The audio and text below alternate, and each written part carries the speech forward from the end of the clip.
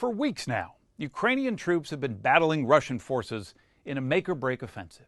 And as national security correspondent David Martin reports, a world away from the front lines, the U.S. military is playing a vital role.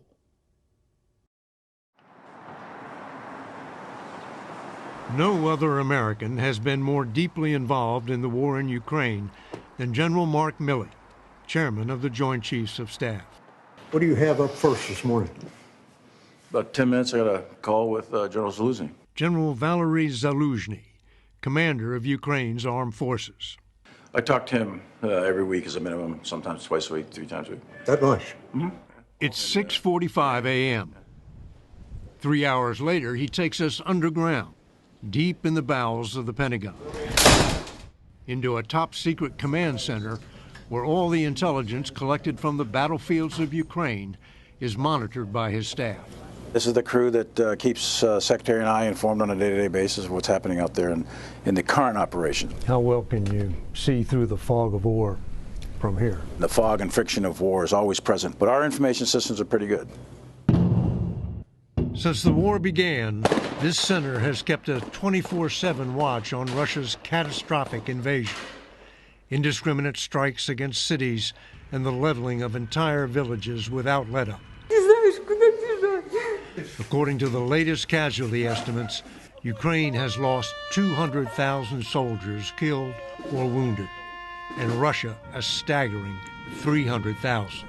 You've seen your share of combat. Have you ever seen combat like this? No. And I've been in a lot of firefights. I've been blown up several times in vehicles and mines and IEDs and RPGs, but never to this degree of intensity.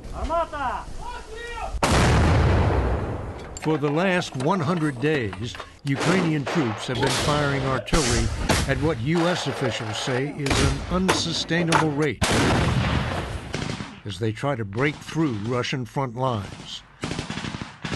The Ukrainian offensive, which Milley helped plan, is running into stiffer than expected resistance.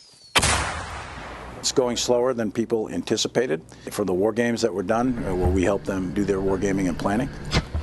But that's the difference between war on paper and real war. So this is real people getting really killed and real vehicles are really blowing up.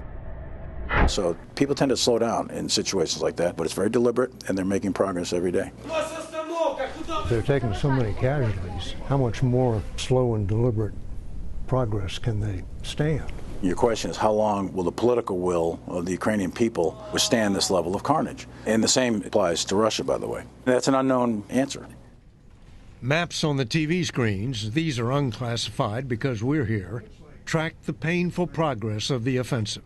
It looks like the Ukrainians, the yellow, have cut a pretty good wedge out of the Russian lines. That's true, yeah. What physically is that they've had to get through? Well, it's minefields, it's trenches, it's ditches, it's small 10, 12-man hunter-killer teams armed with anti-tank munitions. What other defenses are they going to encounter if they make it through those? Those orange lines you see there are Russian trench lines. And in between those orange lines, which you don't see, are minefields and tank ditches and what's called dragon's teeth, barbed wire, that sort of thing. This is a multi-layered Russian defense in depth. The U.S. advertises the $44 billion in military equipment it has committed to Ukraine, but says very little about the equally valuable intelligence. Do you share what you know about Russian troop movements with Ukraine? Our intelligence pipes to Ukraine are quite open, for sure. And of course, the CIA and interagency, NSA, all those guys. So, but there's pretty open pipes on intel to Ukraine. So are you helping Ukraine select targets? Target selection and authority to strike is with Ukraine. What we do is provide them situational awareness. But you tell them there's a command post over there, there's an ammunition dump over there. We'll give them the situational awareness as best we can tell. So this really is a proxy war. You don't have boots on the ground. You're not making decisions, but you're helping Ukraine kill Russians. We're helping Ukraine defend themselves is what we're doing.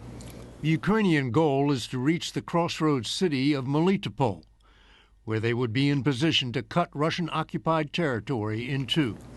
How much longer do they have to keep fighting before winter? The weather folks are telling us that you're looking at something in the probably the beginning of October before the rains come, and it won't be the winter It'll be the rains that make the ground soft and make it unacceptable for ground maneuver.